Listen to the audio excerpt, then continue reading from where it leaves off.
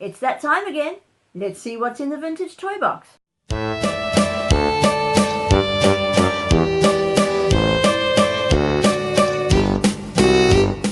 And today on Vintage Toy Box, we're starting a new series, sort of. It's something I like to call Toys Then and Now. Basically, we're going to be looking at toys made in the 1980s and before, okay, vintage toys, and how they looked then as opposed to how those same sorts of toys look now. And the toys we're going to be starting off with today is Dinosaurs. And today with me I've got my resident dinosaur fundi, my lovely husband Stephen. Hello. Now Stephen has been enthralled with dinosaurs since he was a kid, so he knows everything there is to know about dinosaurs. Really, he should be working at the Natural History Museum. So, Stephen's going to show us some dinosaurs, how they looked in the 80s when dinosaur toys first came out, as opposed to how they look now. Or at least how they were when I was a kid. Or when we were kids. As yes. the particular models we're going to be showing are actually ones I had as a child. Okay, so let's get into it. Okay, so these are the two models or toys we're going to be talking about today. Both of them were made in England and were sold by the Natural History Museum in London in the early 80s, I think it was. And I had these two models as a young child of 5 or 6. The first one on my right is Tyrannosaurus, which is quite iconic, everyone knows that one. And the other one is, of course, the Triceratops. The Natural History Museum has a lovely fossil skeleton of Triceratops, and that's what this model is actually based off. So I think what we're going to do first is we're going to chat first about the Triceratops. Okay, so I'm going to put this one away. Now, as you can see with this model, it's not painted, it was designed so that you could paint it yourself, but it's not particularly in an active pose, and it's dragging its tail on the ground, and it's got very crocodile-like scales on the back. Now, with recent research, they've actually found skin impressions of Triceratops, and they know it did not have this crocodile-like scaling on the back. And this is, if I could find it, right, the current perception of what these dinosaurs look like. Now, this isn't actually a model of a Triceratops. I'll show you a bigger one later. This is actually a model of a Taurosaurus, but it's a very close relative, about the same size. And what you can immediately see from here is the different scale patterning, and the fact that its tail is straight out, and it's a lot thinner, more energetic than this one. So today, little boys and girls will be playing with one of these as opposed to one of these. The other nice thing that you will see is most old pictures of Triceratops when I was growing up, where they were sort of brown or grey, sort of elephant-like colours, whereas this, you can see, has got lovely oranges and stuff like that, because people think now that they were much more brightly coloured, like birds, because of course dinosaurs are related to birds. So this is the one model. I really can remember how I loved playing with these when I was a kid, and I was so happy when I got them. But it is so amazing to see how much they've actually changed. They certainly have. They're much prettier now. I don't know if pretty is the right word, but to me they're prettier now. And at the end of the video, I'm going to show you a rather large model of a Triceratops that I have, but I just wanted these two to give you the idea of a scale. And just to talk a bit more about the modern one, it's lovely detailed. These are actually made by Collectica, and I've bought these from a company in this country called Everything Dinosaur. They're really good, and the pricing is very good. I mean, I think this one cost about £4, which I think is very good for a nice little toy. And it's solid too. It's not like hollow like some of the toys you get nowadays. And when you get them, they also come with a little fact sheet that tells you how old they are when they all were discovered, named, and all this sort of thing. I mean, the old 80s model also very well detailed, the skin impressions and the scaling, and even on the horns you've got the striations. It's a really good model, and I've had fun actually painting some of these models because I've bought more than one. I've got this one off eBay for about $5.99, so you can still get them, and I like having the then and the now, as it were. So let's get on with our next one. So we've got they're going to trot off now to the side. Our next one is, of course, everybody's favourite, Tyrannosaurus Rex, who is one of the stars in the latest Jurassic Park movie. So I'm sure it's been in all the movies, I think. Yeah, I'm sure everyone's going to be watching that. Now, this was the old model from the 80s. It was one of my favourite. Of course, Tyrannosaurus Rex is always a little kid's favourite. I have seen a skeleton of it in the museum, the Natural History Museum, once. I don't know if they still have it, but this was actually bought there as well. Or when my one, I actually got this one off eBay for about $4.99. Now, the current thing, or the newer toy or model, is this one. And once again, you can see with the way the scaling is, the old one looks very crocodilian, whereas this is a lot more finer scaling. And another big thing, if I lie them down, whether you actually see that I don't know, is the fact that this one drags his tail on the ground, whereas this one holds it aloft and walks very much like a bird. Now, in the mouth of this one, you've actually got a little sort of ostrich-like dinosaur that he's just caught, and you can see he's taking big strides with his feet, and he's got his tiny little stupid arms, now which are actually more correct on this model than they are on this one, because the fingers of the two arms should be going together like that, not like that. They're not bunnies. And again, the new model has got excellent detail right down to the eye. You probably won't be able to see the eyes there, but it's really well done, and it's also a collector model from Everything Dinosaur. But I still like this one because he was my first. And also, if you look at it very closely, you can even see the teeth and the eyes and the claws of the feet. Yeah, and it's really well done considering how long ago it was. Can I ask a question? You can. Is it true that the T-Rex doesn't, well, they've discovered now that it doesn't actually growl like they show in the movies, or like we've always seen it? Well, it's a theory that because they are very much like birds and not like mammals, which is where the growl comes from, that it's more likely to sound like a bird of some sort. Probably not your sort of common or garden sparrow, but You're saying it tweeted? It probably squawked or grumbled a bit like some birds tend to do, or made a similar sound to an ostrich. Could have even made a sound like a turkey.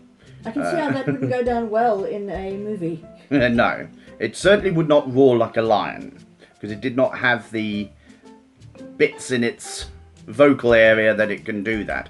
It probably made very low frequency noises, perhaps similar to elephants or whales, maybe, but deep low things that you could feel through vibrations. But also they have recently discovered that Tyrannosaurus had excellent 20/20 vision, excellent eyesight, even better than some of today's eagles. And there were forward-looking eyes, so they had stereoscopic vision, so they could see like we do. As opposed to these that look like they're on the side. Yeah, these look a little bit, though they're still semi-forward, but they are definitely eyes for hunting, and much better than ours, and also in colour, believe it or not. So that thing with the first Jurassic Park, where they say Tyrannosaurus' sight is based on movement, don't move a muscle, wouldn't have helped, because he would have seen them, and he certainly would have smelt them, because that was another thing they've discovered by looking at the brain case, the inside space where the brain would be, that Tyrannosaurus had a very big brain as far as sight and smell goes. So it could probably even smell you before he sees you. So that would have worked. You're dead if you're anywhere near him. So all the hiding in the movies just would not have worked very well. No, and also possibility now, certain Tyrannosaurids, because of course there was more than one type, may have even worked in groups to bring down big prey, which is a rather scary thought. So very scary. Yeah. So I like both of these models, but I still have my my favourite in what I had in my childhood, even though it's not completely accurate. So we are once again like a new little family, but it is very, very interesting to see how things have advanced and changed in our perspective of how dinosaurs were. When I was a child, dinosaurs were, there still was this question of, are they warm-blooded or cold-blooded? Were they like lizards or like birds? Now they know that they are like birds, and are probably, at least most of them are probably warm-blooded. And that brings me to our next little section, which I'm going to show you another two little models quickly, because in the last few years it's also been a theory that a lot of dinosaurs, particularly the meat-eating ones, which are called theropods, were perhaps feathered. And so there's a whole new range of what perhaps a Tyrannosaurus might look like now. Also, they are speculating that maybe even some of the plant eaters, like Triceratops, may have had some feathers on. Really? Yeah. So, and when you add feathers, you get a whole new world of potential costumes and looks, if you like. So, colours. Yeah. If you think of birds today. Yeah. So, in our next segment, I'm going to show you what Tyrannosaurus looks like in feathers. Okay, so here we are. These are slightly bigger models. They're also from Collectica. They are a different scale. But this model here, you can see, of our Tyrannosaurus with his articulated jaw, hello, is feathered and very brightly coloured. Now, of course, with Tyrannosaurus Rex, that is, it is speculative. Because we haven't actually discovered a Tyrannosaurus Rex with feathers. We've discovered skin impressions of the type of scales that they had. But we have found an ancestor, another Tyrannosaurid, which is basically the same but a little bit smaller, in China, that is completely feathered. So, and as it's a much older relative, it's probably means that even this size and type of Tyrannosaur had feathers, at least at some stage in his life, and probably would at least be partially feathered for a certain amount of time. I like the way this looks. I think it just adds extra character to it. I think personally it might not have quite so many feathers, but I think maybe this bit looks cool. I love how it's brightly coloured and you know, able to sort of communicate with his looks. Again, as you can see with this model, it's made, as I said, by Collectica. It comes with a little jaw so he can talk or bite. You'll notice on the arms there's even little feathers, which might mean that could be one of the use for those stupid little arms. Maybe they had big feathers on so they could tell people, here I am. But I don't know that would be the case. Yeah, but we never know. Birds do it now. I guess. So, and they've got such good eyesight too. And you can see also with this model that it's got forward-looking eyes, and I do like this model as well. And then our Triceratops, as you can see, now this is a Triceratops model, the same as this one. And again, you can see that he's got the very long tail that's off the ground. It's brightly coloured, you know, which is very possible. Why would it have the frill? It's not just for defence, it's for the colour. And the type of scaling is finer than on the old models. Now, if Triceratops had feathers, and some relatives of them they have found with feathers, it might have been sort of very primitive feathers down its spine, almost like a porcupine quills to be in fact.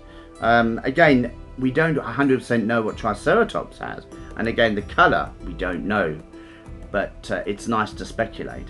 And it's been really good to see how these dinosaurs have changed over the years because of our expanding technology and stuff, and it's really nice to know that they haven't stopped making toys for kids, and that hasn't fallen out of fashion, because my favourite toys growing up were my dinosaurs. So there we have it. What I like about these particular ones is they're actually solid plastic. They're not like hollow.